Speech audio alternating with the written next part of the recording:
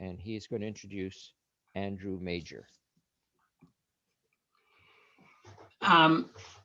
Mike, I just wasn't totally aware whether you want a full introduction of Andrew now or when he's on. This is it. Pardon? This is the time. He's going to be presenting now, Jock. Oh, okay, great. We dropped the Sarah Muir. Sarah Muir is not on the agenda because she didn't make it to the meeting. Yes, okay. So Okay. I'm very pleased to be introducing Andrew Major today. Team March would really like to thank Sue Bragg for referring Andrew to us. Hopefully you've all had a chance to read what Nadine sent out yesterday on Andrew's background. So now here is really the more formal resume. Andrew was born in Frobisher Bay, Northwest Territories, and grew up in the countryside of Meaford. He currently lives in Clearview County and brings a wealth of knowledge as a wildlife technician and local wildlife expert. Andrew's interests and passions for wildlife flourished growing up in the countryside and were honed while studying at Sir Sandford Fleming College. Over the past 10 years, he has run educational wildlife tours through Georgian Bay Wildlife, which he is the founder. Andrew's also been contracted throughout Canada to conduct bird, aquatic, invertebrate, fish, and herptile, which is either a reptile or an amphibian, to conduct environmental impact surveys. He is also the Birds Canada ambassador from Simcoe County. And in addition to his love and passion for life, Andrew holds an honors degree of classical history from Queen's University and a master's degree in late Roman antiquity studies from the University of Ottawa. I'm sure those late Roman antiquity studies have been very helpful for his career in wildlife and so forth. So welcome, Andrew.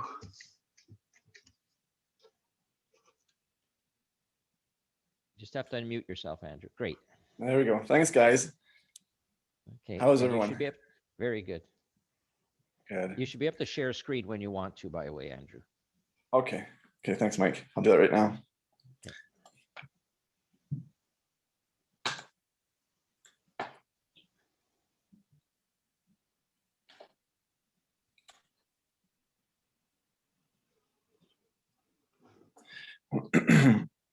As you were talking, Jock, a gang of turkeys just came by the house here. And we're feeding at the bird feeder. They've been doing it for the last week, actually. It's been kind of neat to see. We haven't had them all winter. All of a sudden this week, they've just been out pretty good. All the females have been hanging out together. Okay. Okay, well, thank you, Jock, for that lovely introduction. And thank you, the Rotary Club, for inviting me, and Sue for referencing me.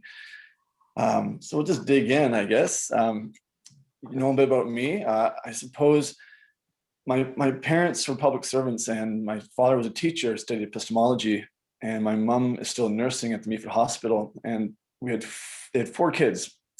And so I'd like to say I chose to be outside a lot, but I think we got the boot outside a lot. And so I think that's where I should thank them right off the top for really developing a passion and interest in being outside and around wildlife. I've been very fortunate to grow up where I was, and I still go back there all the time to visit and see what's going on. The academia. So when I was growing up, I just took a huge interest in wildlife and pond life and forest life. Then I went and studied Roman history and the antiquity studies, and that's a background that I really enjoyed. I fostered when I was really young too, learning about mythology, Greek mythology. And when I graduated at the university, I went right back to what I was comfortable with again, and studying fish and wildlife at Fleming, which is a fantastic program. If anyone has kids who are thinking of something to do, I would definitely recommend Fleming for fish and wildlife, or Fleming in general. It's a great school. So I've been very fortunate to hone my skills at Fleming, and then take that and foster it out in Canada. I've been all over Canada. So a lot of consulting work over Canada. I lived in Halifax for a bit. I was a volunteer at the Halifax Museum as an interpreter guide. I volunteered as a bander on an island called Bon Portage Island, which is right down southeast. So that was quite an experience being in the Atlantic Ocean in the fall, to working up in the most northern banding operation in the world up in Lesser Slave Lake, Alberta, doing breeding bird surveys. And so that was a wonderful experience as well. And then everything in between, doing owl prowls, fish surveys. I've been very fortunate to work all over Canada, especially in the northern parts, northern Quebec, Manitoba as well, and Ontario especially. So for Georgian Bay Wildlife, so what is Georgian Bay Wildlife? We're a wildlife interpretation tour company that focuses on educating our community on the natural habitat. So we're just teaching everyone what's in their backyard, so to speak. You might not know, you might have ermine or snowshoe hare, which I've done blogs on, in your backyard. You might not even know that without noticing the tracks that are going around. We do a lot of hiking tours, snowshoe tours, tracking tours, especially in the wintertime, and snowy owl tours, which are a big catch. We can't do it right now because of what's going on in the world, but someday we'll get back into it again. So that's what we engage the community on. At the moment, what we've been working on locally, we've had, and I'll touch on this throughout the presentation. We had a Wildabout Winter, which was in collaboration with the Clearview Township. We've done some webinars on birding, and we have one come up on maple syrup next week. We've been doing some radio host, so we talk about wildlife, local wildlife with the Peak FM. I do some blog writing for a local newspaper as well. And I guess we boil it down to it, the goal that we have is to work alongside public and private groups to share sustainability approaches to educating about wildlife. And I am very happily married with 2 kids. Can't hear them, but they are locked upstairs somewhere at the moment. So very happy, very, very happy. And it's my wife's grandmother's 105th birthday yesterday, so I thought I should do a shout out for that. She's going strong right now, and something to aspire to, that's for sure. Well done. Yeah, no kidding. Okay, so what's happening now?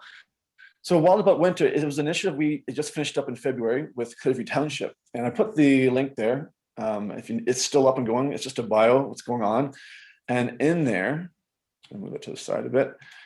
In that platform, you'll see that we're trying to offer families like outdoor education opportunities. Like, for example, we had the Great Backyard Bird Count. You'll see our blogs are in there as well. So we're educating people who come to that webpage, they can read it. We did the snowy owl, I wrote about the eastern coyote, ermine, and the snowshoe hare. So people can read about them, learn how to track them, what to see, and then take it back to their backyard, hopefully. In there's a link to the Backyard Bird Count, how to join, what apps to use, and I'll cover that as well.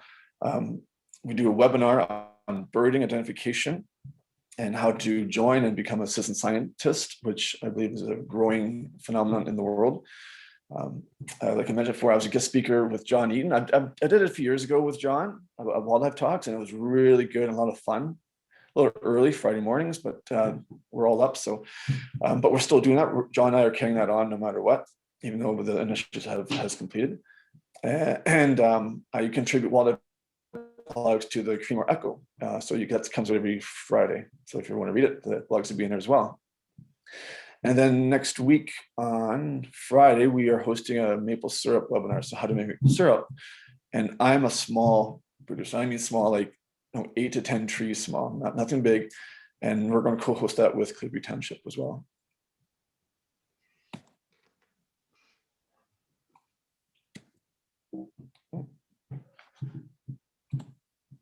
Okay, so the Great Backyard Bird Count. This happens every year at the same time of year. So we decided to get our public, get the community more involved with it. And being an ambassador for Birds Canada, it's kind of my mandate to encourage that and get it out there. So we teamed up with Clearview Township to get people involved with it. So what is the Great Backyard Bird Count? And for those who have not heard of it, it's a 4-day event held across the world. for people of all ages and all experiences to get out and count birds. Basically, it gives us a real-time snapshot into where birds are and population migrations, year-to-year changes, or long-term trends. Now, the thing about it, it's free to join. It's a lot of fun, easy to do. And I find it a little bit competitive, which I like. I like seeing how other people are doing and where they're going and where they're finding birds. And when you lock on your checklist, you can compare yourself to other people and see what they're seeing and maybe some pictures they're doing. Now, all you have to do, the nice thing about the backyard bird count, it's 15 minutes on one of the days or all day, every one of the days. You go out birding and you upload your checklists. You can bird in your backyard. You can bird in a local trail that you like to go on, going for a walk. You can bird while you're driving. I tend to do a lot of that. I go find some spots in the countryside and just kind of drive around looking for Arctic birds. What's really special about the backyard bird count is that our efforts are helping researchers understand global populations before the migrations even happen. And your efforts, like our efforts all together, everyone starts becoming a member as a citizen scientist. And I think that's a growing thing in the world where citizen science is helping researchers because they can't be everywhere at once.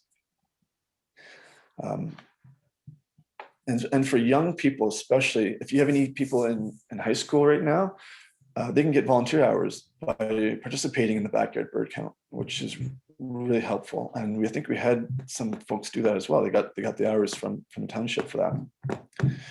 So I put a link right down here, so we did a webinar that blended the backyard bird count and birding ID. So I chose a variety of birds that people, and I talked about ID, and I'll go over just one slide and just give you an example of that. But if you want to see the full one, there is a link there that's on YouTube. It got posted to YouTube, so you can take a peek there. But this happens once a year. And so I encourage people to get involved with it. It's free. It's a lot of fun. If you see down here at the bottom, I have some pictures. The Sibley's Guide to Birds, a great reference for bird identification. You can get an app for it as well. It costs money, but it's helpful. But the other two on the side, they're free apps. They're both associated with Cornell University and the Audubon Society, which help promote this great backyard bird count. And they help you ID birds by sound, by sight, and also help you upload your checklists whenever you go out birding. So things so Merlin and the eBird too. Okay, so this slide here, this is an example of what of the webinar and what we did. So these are the swans, 3 swans we'll have in our area. Now, tundra, they don't nest here. They're just migratory. They just stop in and keep moving north. But I chose these 3 because there's an opportunity to see them. And the mute swans in green, which is you're going to see it regularly. Just go down to the harbor. They're everywhere down there in Collingwood. The trumpeter, a little on the rare side, but they are here and they can be seen from time to time. I know they've been down at the harbor as well. And then the tundra I put in red because it's very rare. It's just a migratory bird. So what I would do is that I'll talk about the ID features. So if the mute swan, we look at the orange bill with the black knob right on the top. Very distinctive for that swan. It's very aggressive. You know, when you see those feathers, the wings go up, it's a very aggressive display. It's not very mute at all. It can be very vocal when it feels threatened or just feels territorial. A lot of time you'll see this bird dabbling, and that means it's upside down, bum in the air, and it's feeding on aquatic vegetation. So it's a dabbler. Okay. This bird is actually an invasive species. If you're not too sure, they were brought over by the English in the mid 1800s. And the purpose of this bird, outside of maybe eating it, but was to adorn their zoos, their backyards, until a few of them escaped. And now they're doing quite well. Habitat-wise, these guys don't go much further than the Great Lakes and in around the Great Lakes. You won't see them much further north than that. And they love to nest in disturbed areas. Like you go down to the Collingwood Harbor in around the Rexall, there's some work that hasn't been done in a while, and there's a nest down there that I've seen before. And they're also associated with Phragmites or Phragmites. If you're familiar with that, it's a common reed, an invasive species as well that likes disturbed areas, and it uses that habitat to build its nests. It can build out away from the land a bit, so predatory mammals can't get near them. Now, again, that orange bill, black knob is probably the most distinctive feature of this swan, and it will swell when it's in mating season. Okay. Now you compare that to the trumpeter swan. It's a bit heavier. It's the biggest of the three swans, but not by much from the mute. Long neck, very black bill. Okay. It's a native species of Canada. It's our largest waterfowl, and it has that very gentle honking, nasally honking trumpet noise it makes. And that's how you can tell you have one. It might even have some little yellow tags on the wings that you see. That's just, it's been tagged and it can be tracked. What's interesting about these guys is they were almost wiped off the face of the earth. They were trapped and hunted back in 1800s. What also happened is that their nesting sites is correlative to beaver and muskrat dens. They nest on vegetation that's out of the water, and beaver dams and muskrat huts are out of the water, and they'll return to that nest site all the time. So when trapping of beavers and muskrats occurred, it negatively impacted their nesting. And at a time when they were being trapped too, they really didn't stand much of a chance. Now, what's really interesting about the swan is that we call it trumpeter swan, but in Latin, it's called the Cygnus buccinator. And buccinator in Latin means trumpet player. It also references the muscles that we have called buccinator muscles. And we use them when we blow out a candle, for example. They use them to make noise. But in Latin, the buccinator, so the Roman legions would use men called buccinators, and they would play a buccina, which is a trumpet. And they would use them to signal watches during the day and night, to signal enemy approaching or maneuvers in combat. So just some cool facts about the trumpeter swan. And then you have the tundra, which is almost half the size of these guys, but they are the most populous of our birds and of our swans in Canada, and they are native. Again, they fly in huge flocks. We call them whistler swans because you can hear them, their wings whistle in the air when they're going by. They nest up in the tundra, and then they winter down, usually in open fields down in the Midwest US, and you'll find them down there. And for them, they look similar to the trumpeter, but they'll have it's called yellow lore. And it's just some feathers that run from the bill to the eye. And that's how you ID them if you can't tell by size, okay? And they nest on the ground or just a little bit of vegetation, 8 inches, 10 inches off the ground, and they have to defend that nest all summer from mammal predators. So that's an example of what I would show in the slideshow with the Georgia Bay, so the Great Backyard Bird Count webinar. And then we made this. This is it's a checklist, and I put about 80 birds in here. These are about 80 birds you're going to see about this time of year. You're not going to see them every day, but they're the ones I have seen throughout the years at this time of year. This list would definitely swell in May to about 300 if that were the case. But I organized it just through frequently seen birds, bird feeder birds like your chickadees, nuthatches, blue jays, cardinals, etc. And then your Arctic visitors like our snowy owls that are here, our rough-legged hawks, red poles, and snow buntings. So please feel free to use this as a resource if you are out birding and you're not too sure of what birds are out here. So definitely use it. I think you can download it there, and it's here here. So definitely take it and use it, please. Now, making maple syrup. So this is probably one of my favorite, outside of the counting birds, this is probably one of my favorite times of the year. And as soon as I pull that last file out last year, I can't wait to put it back in this year. We're going to host a webinar next Friday evening on how to make maple syrup and just go through the basics and fundamentals of it. Nothing complicated, just easy going. For me, making maple syrup is generational. My grandparents and their grandparents have been doing it, and it's been knowledge has been passed down and experiences learned. I'm still making mistakes and I'm still learning from those and still learning new tricks of the trade. Even yesterday when I was tapping outside, I learned something too. So remember to take a bottle back to the bush if you have a baby with you, okay? And this picture here, these are my grandparents, who are both passed, but this is on the farm out in Rockland. And I'm next to my grandma there, my younger brother and my sister in a dress. And we're doing maple syrup here in the springtime. Now, making maple syrup, some toughest questions for people is, when do I tap? When do I put a spile on the tree?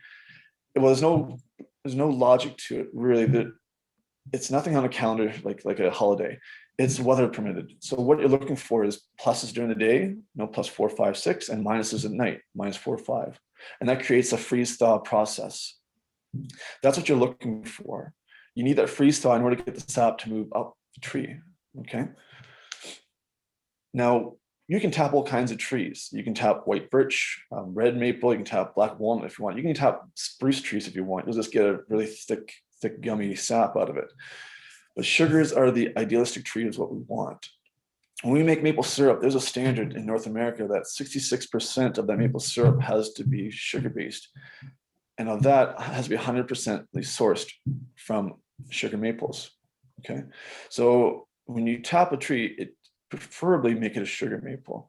Also, the sugar content is higher in a sugar maple than any other tree that we have around here. It's about 3%, and it might flux a bit higher.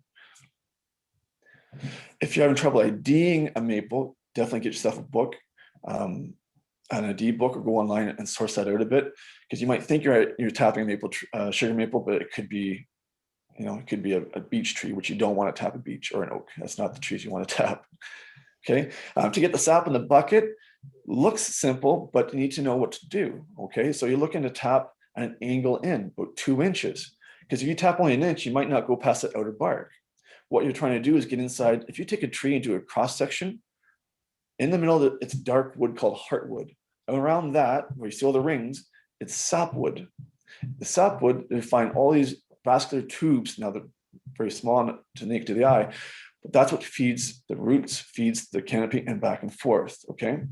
What we're doing is we're just getting inside that sapwood, where we call xylem.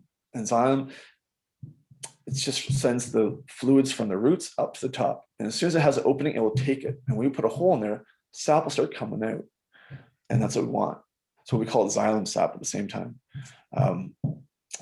Trees kind of go dormant from about after October. And in the spring, they start warming up. So all the starches that get stored in the roots are converted into sugar. And they get sent up to the buds. They want those buds to start getting going. They want to start getting the leaves out there, right? Sugar maples trees are great because they won't leaf up early, right? Where red maples will leaf up a little quicker than sugars. Now that 40 to 1 sugaring off, that's the magic number you want. And 41 means 40 liters of sap or sweet water to 1 liter of maple syrup. 40 gallons to 1 gallon, 40 cups to 1 cup, whatever it is, that's the ratio. If you're working with white birch, it might be 60 or 80 to 1. That's why maple sugar trees are the ideal tree to use. It's a higher concentration of sugar. So that's what you need to sugar off, okay? And you're boiling that as you start putting all your sap you've collected over the week, you're boiling that off, boiling it off, boiling it off. And all you see that steam, you're boiling off all the water to get right down to the sugar. Now, for me, I know I'm almost down there when my eyelids start sticking together from the steam. It's sweet enough where they'll start to stick together. Then I'll take it inside and I'll finish it inside in the house, where it means I boil it down a little bit more, strain it to clean it, and then jar it or can it. And then I'm making tons of maple syrup and eating it with pancakes. So there's the link. If anyone has time or interest, definitely join up. It's next Friday. Okay. Now, what next? I just want to show some nostalgic pictures here of our past. And it's not just maple syrup why I do this, especially me. It's about family, and it's about being outside. Like we're growing outside. I'm very more comfortable outside than I am inside a house, believe me. And you can see a lot of this is from my grandparents. So they're definitely an influence on how I do this and why I do this. And again, it's for family. And in a time where we can't even be in the same house together with friends, this is a great opportunity to be outside and to have people over and to share these experiences. We've had folks come back here. This is a few years ago, before all this happened. We've had 20, 30 people to stop in, just coming in, saying hi, checking it out, because they want to see the experience. And we love educating people and teaching about it. Okay. Brings back a lot of memories seeing this. And then till today, it's my wife, myself, and some of the sap we tapped. This is about 5, 6 years ago, I think, at my parents' place. So I've done a lot of tapping there, and we're doing it in our backyard here up in Clearview. And then my father-in-law was helping me right there. You can see the operation a bit in the backyard. There's no snow on the ground, and we're doing it. And sometimes you'll have 2 feet of snow on the ground, like we're due right now. So it always changes, but the methodology is the same. Okay, use a lot of wood and boil it right down. So like again, we are doing a webinar next week. If you want to join up, please join us. It'll be great. I want to say thank you to everyone for hosting me and letting me introduce myself. Thank you. I'll switch it back here.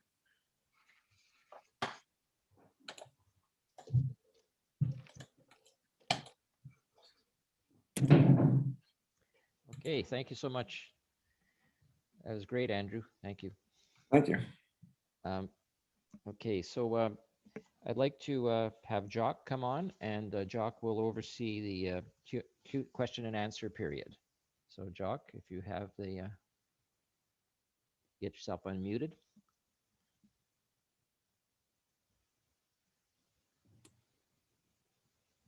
You're muted again, Jock. Thanks, Mike. Questions for Andrew? I have a question. Does tapping the tree injure the tree? Oh, that's a good question. No, I think you can over tap a tree. I really do. When I have a tree that's about 3 to 3.5 feet in diameter, I'll put two taps in.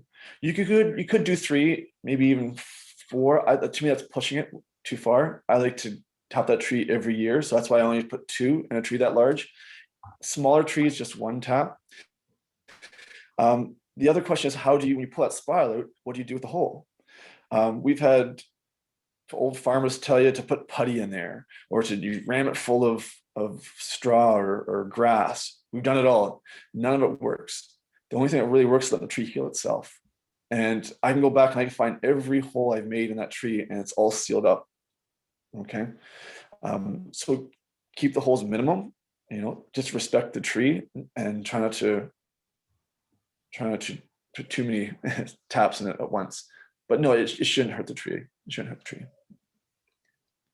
Andrew, if you happen to be in the Collingwood area again, go down to White's Bay, you'll see, I was just looking at your checklist and of the birds that I've seen recently, but you can certainly see buffalo heads. I see it's not checked off on your list that was distributed to us, as well as mergansers. There's a family of the mergansers down there. So there's just if you need them marked off your list, an FYI.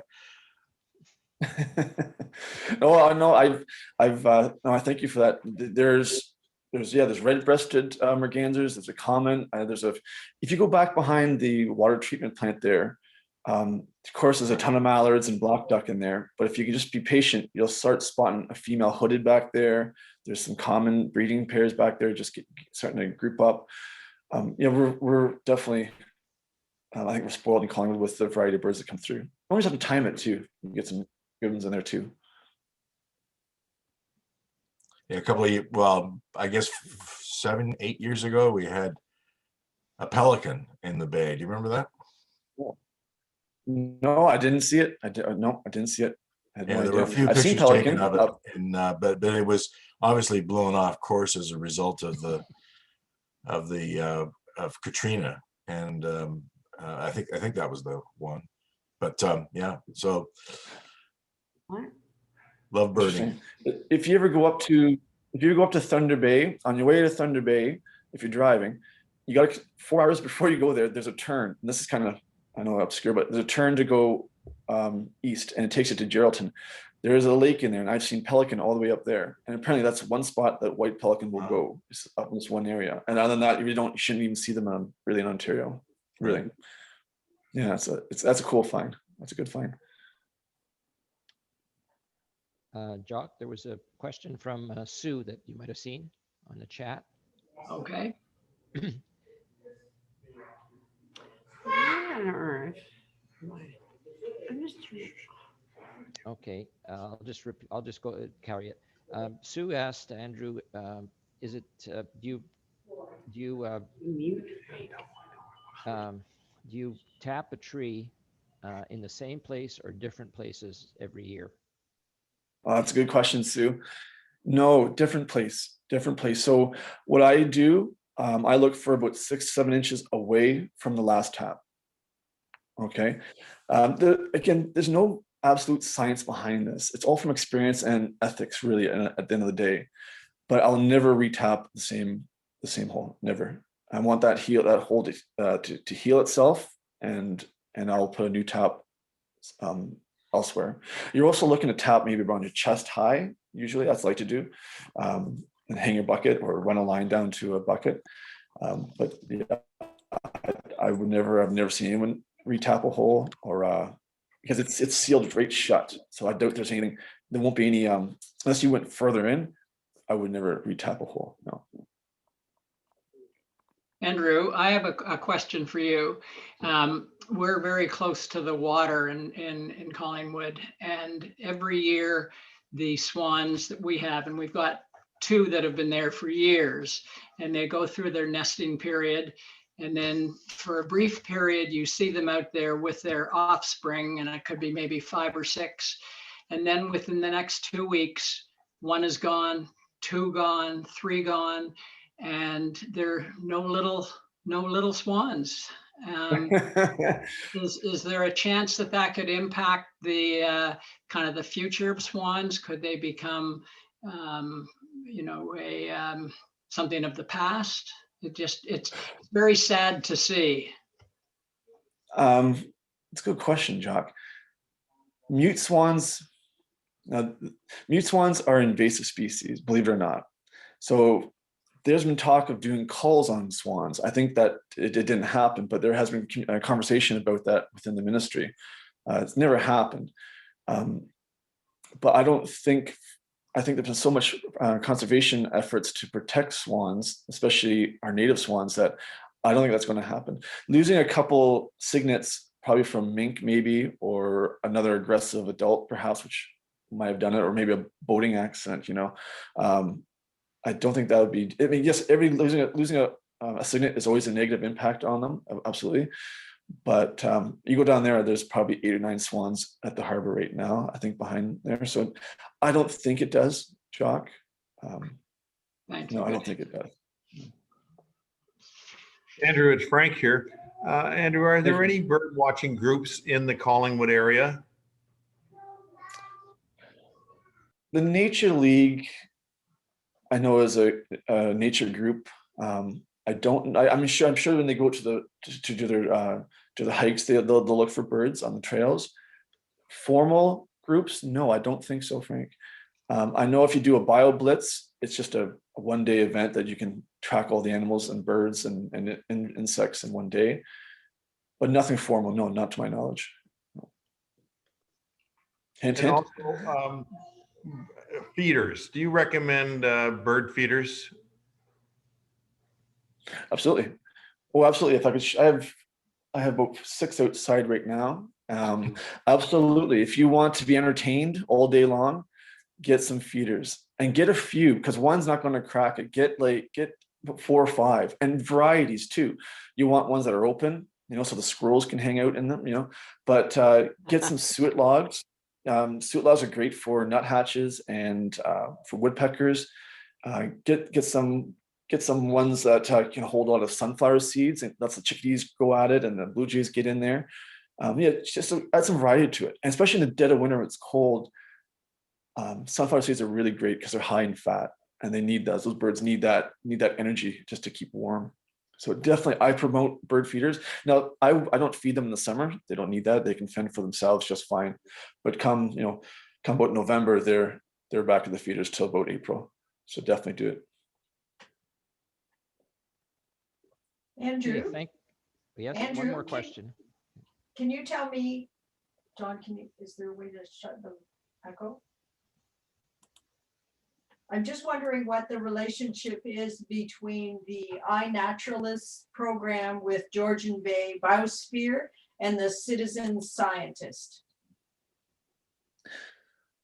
Citizen scientist, that's what we just call each other whenever we contribute information to help promote research. The iNaturalist, I believe that's an app I went to, but I don't know much about that one, believe it or not. Okay. So I think it's about migration, is it not? iNaturalist shows migration patterns in birds. I was just participating in the watershed stewardship project with our Rotary clubs all around the Great Lakes last night. And Dr. Becky Pollock is heading the Georgian Bay Biosphere, and she asked all Rotarians to become iNaturalists. iNaturalist, interesting.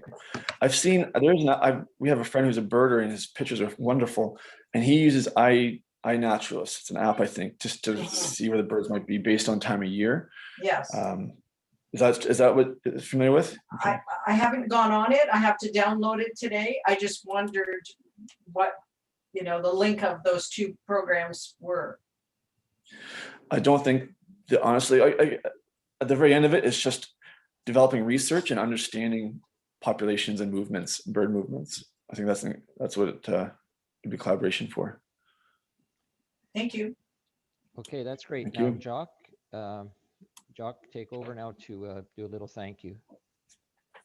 Andrew, thank you. That was an excellent presentation.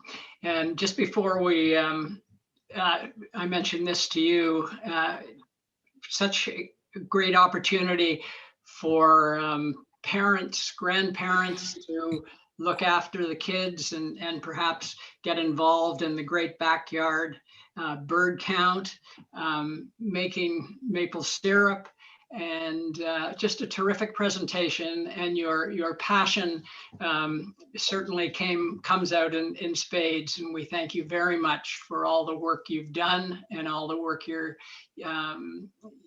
will continue to do. The certificate of appreciation on the page to you is really to thank you for the presentation. And you'll notice that the presentation really is about vaccinating 25 children against polio. And again, as a thank you for you, for your presentation. So for the past, I'm sure 25 years plus, the ending of polio in the world has been major contribution by Rotary and certainly other places, but it's very important to Rotary, and we're honored to give that to you. So again, thank you very, very much. Great presentation. Thank you. The pleasure was mine. Thank you very much.